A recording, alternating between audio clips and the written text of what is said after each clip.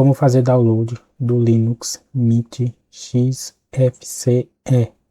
Se você está com dúvida ou não sabe como que baixa a versão do Linux Mint XFCE, nesse vídeo eu vou estar mostrando passo a passo de como fazer o download da versão do Linux Mint XFCE.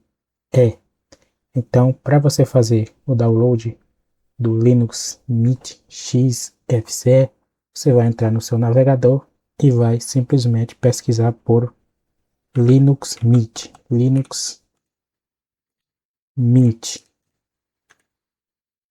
E aí você pode dar um enter.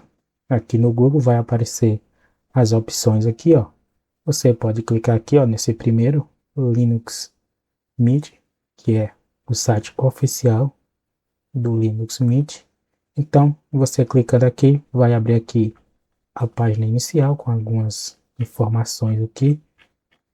Página Home do Linux Mint, a página oficial. E aí, para você estar fazendo o download do Linux Mint XFCE, que está na versão aqui 22.3, você vai vir aqui na opção aqui, ó, Download.